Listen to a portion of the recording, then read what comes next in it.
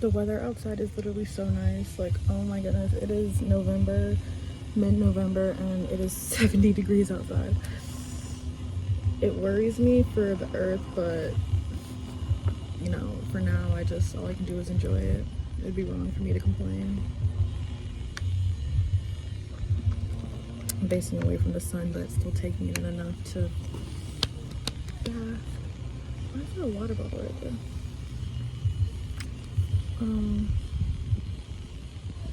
It's a really nice day today, and I was listening to a church service, and the pastor said, teach people the things you want to learn. So I was just like, I really want to learn grace and how to give people grace, how to give myself grace.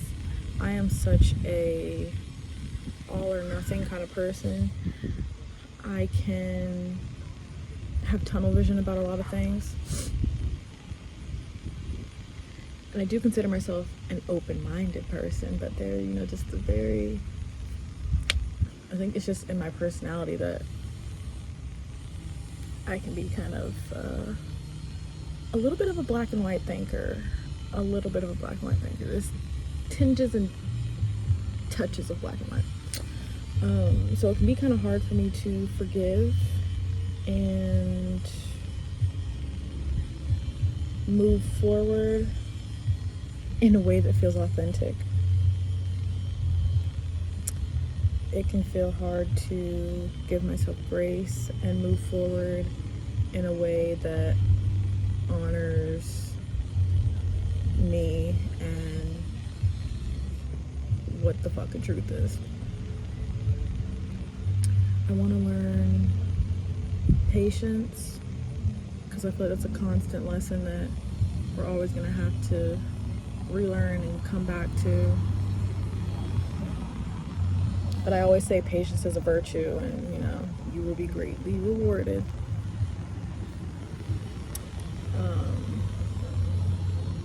I will be.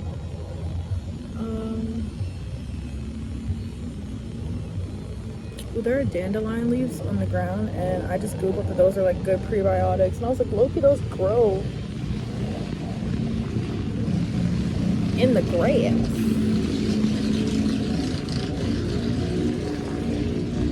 I think this was the leaf that my grandfather was talking about, the like tough leaf, because I was just like, I don't know what you're talking about, but maybe this one.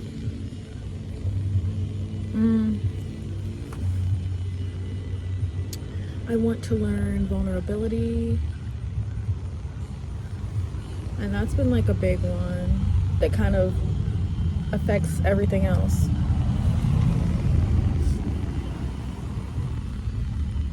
Where it's like, I can only give so much grace because I'm only being but so, forthcoming. I can only forgive a little because I've only shared a little. I can only move forward but with distance because, I'm keeping my own emotional wants and needs at a distance.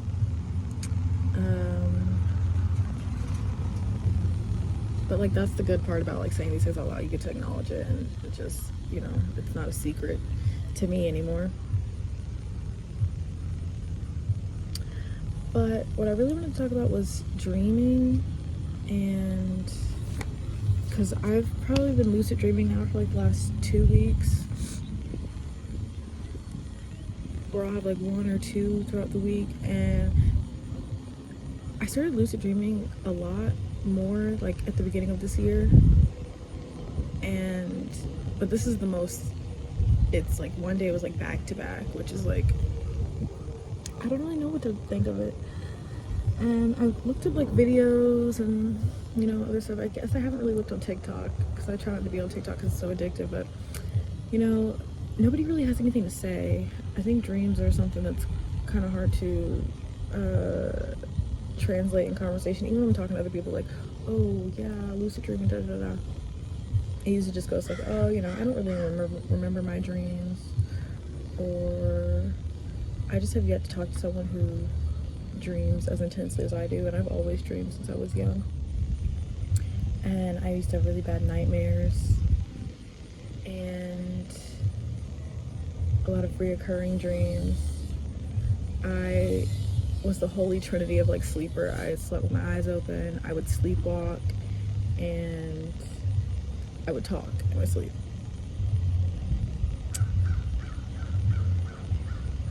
We know that dreams have a lot to do with like the subconscious mind and it presenting back to you what was communicated to it throughout the day.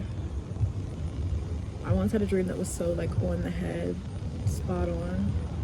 I was at this like buffet, and I'm gonna run you through the dream, but I'm also gonna talk about like the choices or like the dream symbolism. So I was at a buffet with my family.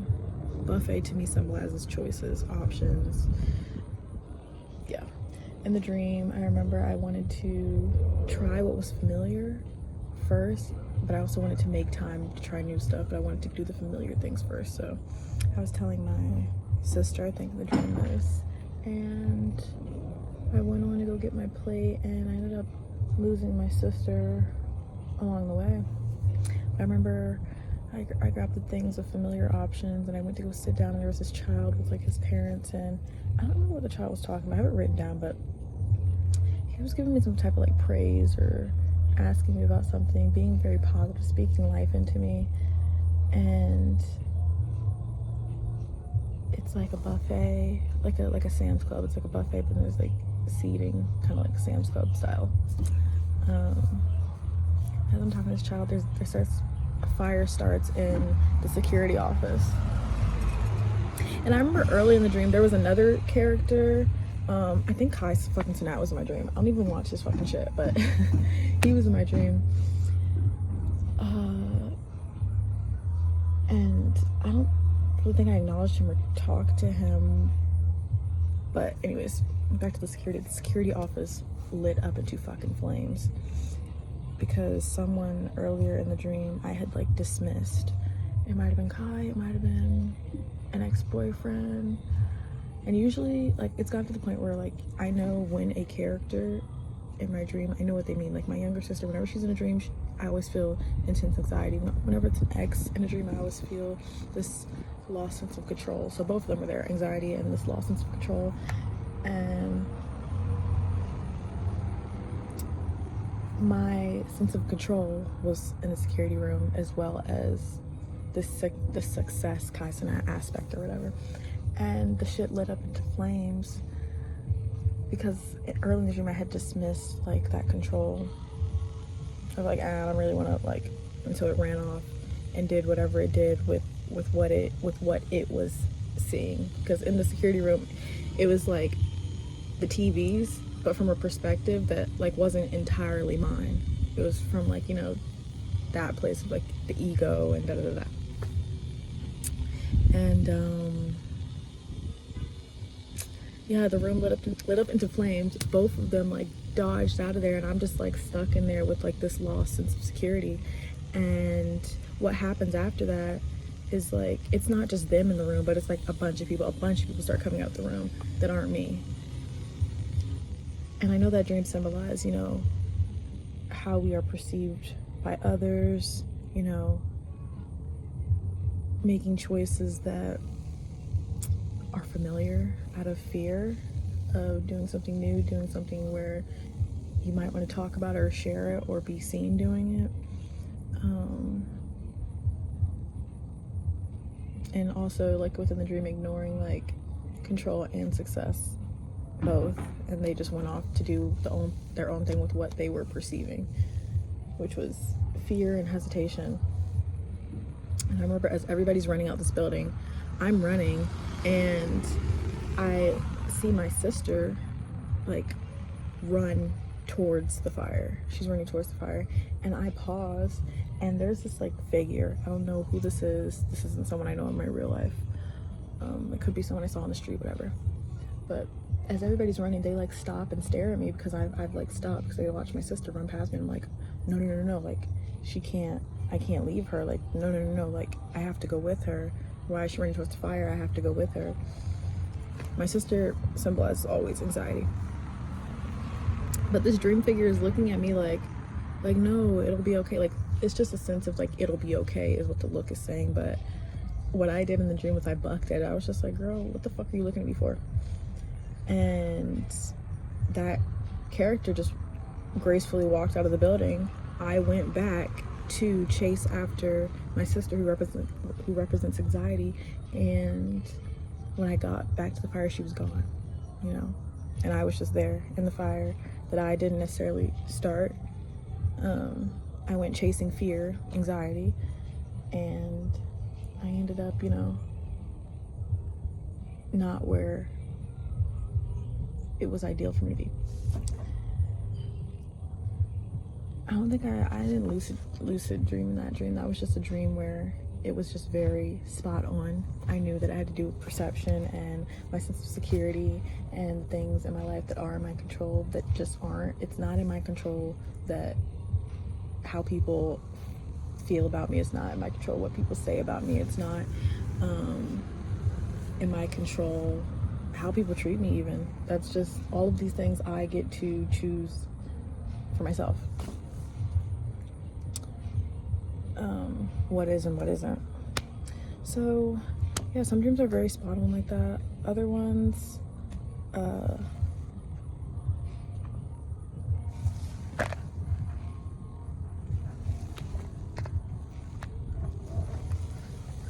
other things like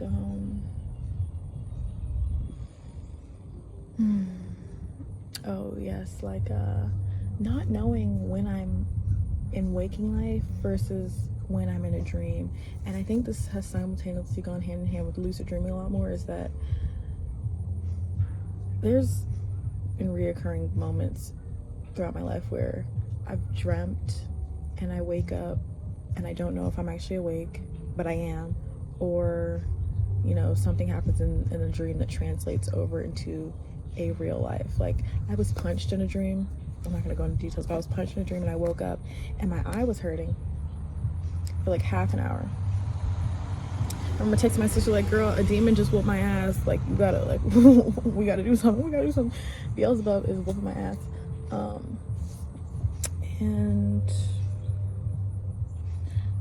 But there are also sometimes where I'm awake, and this has been happening a lot more recently, and it's not the same as deja vu.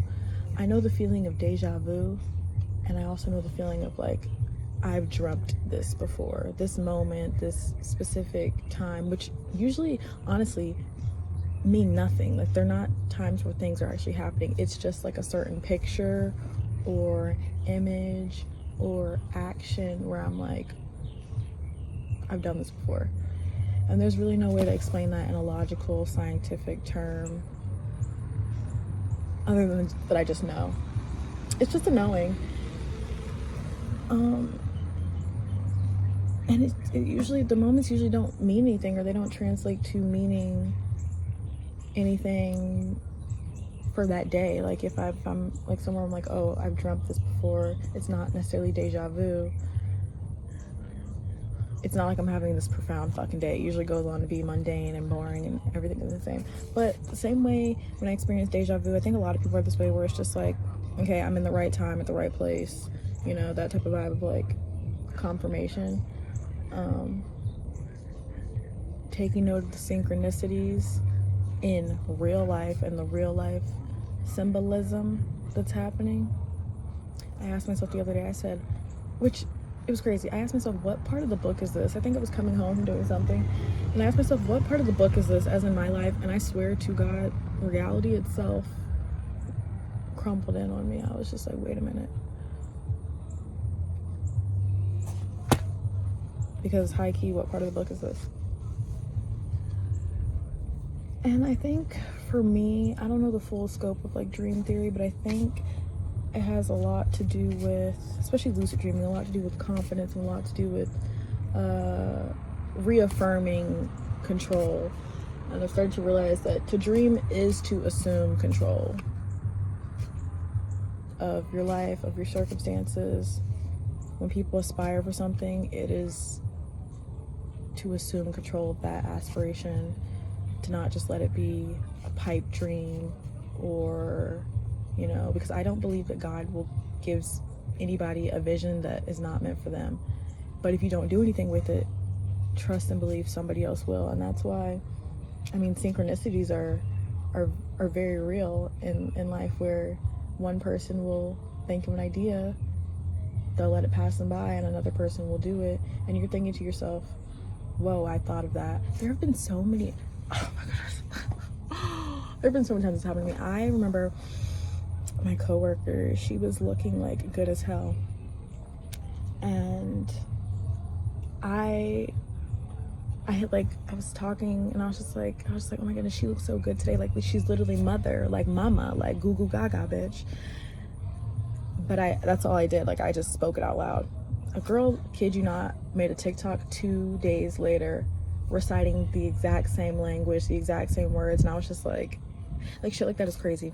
So do things with the ideas that you're given, because if not, they will give it to the next bitch. Okay. And then you're gonna be, and then there's no proof of saying I did it first, because clearly you may have thought it, but you thought it for somebody else, girl.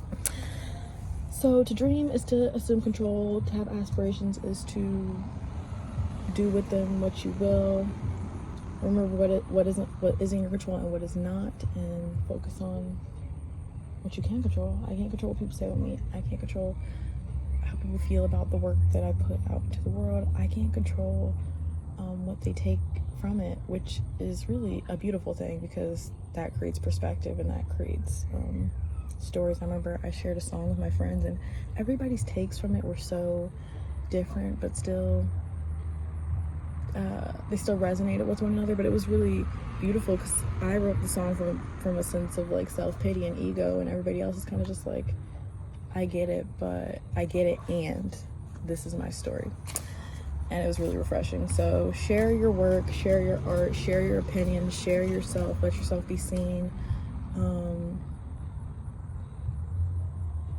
I've learned from a lot of my friends that the more authentic you are, the more you bring that in for yourself, the more you inspire others. And it's very important that I feel inspired and empowered by the people around me and within my life. And all beautiful things, all good things, all great things. I am in control. I am dreaming and living simultaneously. We're paying attention to the synchronicities and the symbolism. And honestly, there hasn't been a big shift of like really any major theory or life's question. I feel like I'm still doing the exact same things that I've wanted to do for the past 3 months. Be a better communicator, be more vulnerable, share my art, you know. Those have all been, be more bold, do things that push me to be all those things. I just never let go of those, and I've just continued. And the rewards are so simple, subtle, but the best things in life are really simple. And yeah, so that's it. Dream big. Yeah.